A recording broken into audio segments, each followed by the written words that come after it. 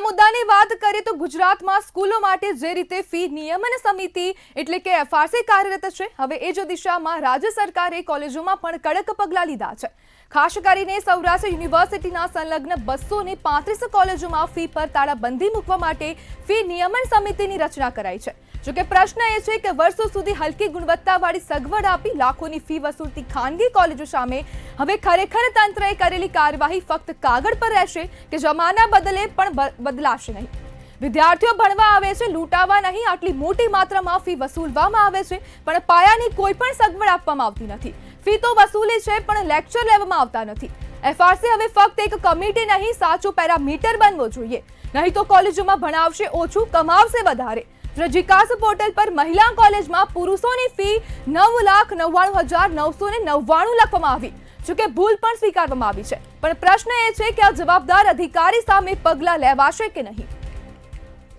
શાળામાં જે પ્રકારે એફઆરસીની જે કમિટી બનાવવામાં આવી છે તેને જ લઈને હવે કોલેજોમાં પણ બનાવવામાં આવી, પણ હવે તે માત્ર કાગળ પર જોવા મળે છે કે તેનો અમલ પણ થશે તેવા પણ અનેક પ્રકારના સવાલ ઊભા થયા છે।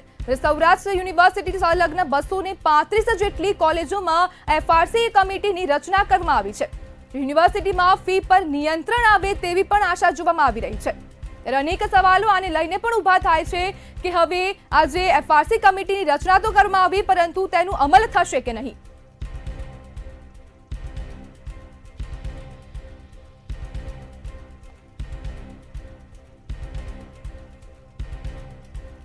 એને સિવાય અધ્યક્ષ આપણી સાથે નરેન્દ્રસિંહ સોલંકી જોડાઈ ગયા છે। જી નરેન્દ્રભાઈ, શાળાની જેમ હવે કોલેજોમાં પણ એફઆરસી લાગુ કરવામાં આવી છે, શું કહેશો? ખાસ કરીને આ ભ્રષ્ટાચારી ભારતીય જનતા પાર્ટીની સરકારમાં છેલ્લા ઘણા વર્ષોથી શિક્ષણનું વેપારીકરણ ખૂબ વધી ગયું છે। શાળા હોય કે કોલેજ હોય, શિક્ષણ માફિયાઓ બેફામ વાલીઓ અને વિદ્યાર્થીઓને લૂંટી રહ્યા છે।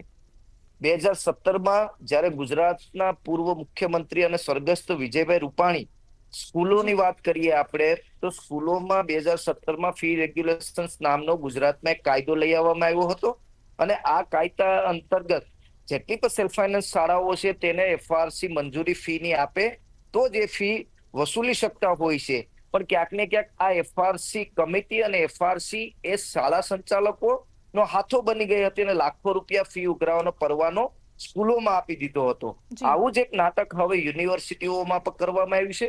જ્યારે સૌરાષ્ટ્ર યુનિવર્સિટીમાં પણ એફઆરસી ની રચના કરવામાં આવી છે તો લાખો રૂપિયા કોલેજો દ્વારા ફી વસૂલવામાં આવે છે, જ્યારે વિદ્યાર્થીઓને જે પૂરતી સુખ સુવિધાઓ મળવી જોઈએ એ મળતી નથી અને માત્ર ને માત્ર ફી ઉઘરાવવા સિવાય સંચાલકો કોઈ વસ્તુ પર ધ્યાન નથી દેતા। જોવા જઈએ તો બીસીએ જેવા કોર્સમાં લાખો રૂપિયા 1 લાખ ઉપરની પણ ઘણી કોલેજોએ ફીની દરખાસ્ત કરી છે કે કરવાની છે, એવા પણ અમારી પાસે એક મેસેજ છે। તો આ વસ્તુ છે એ માત્ર કાગળ ઉપર રહી છે। ભ્રષ્ટાચાર કરવાનું મોટું એક પેલી કંપની કહી શકાય એવું છે કે ભાઈ પૈસા આપો ને તમારી કોલેજની ફી છે એ મંજૂર કરાવી જાઓ અને ઓન પેપર તમે કોલેજ અને વિદ્યાર્થીઓ પાસેથી વાલીઓ પાસેથી લૂંટો એવો એક પરવાનો આ યુનિવર્સિટી આપવા જઈ રહી છે। નરેન્દ્રભાઈ, એફઆરસી લાગુ કરવાનો ફાયદો શું અને તેના નુકસાન શું?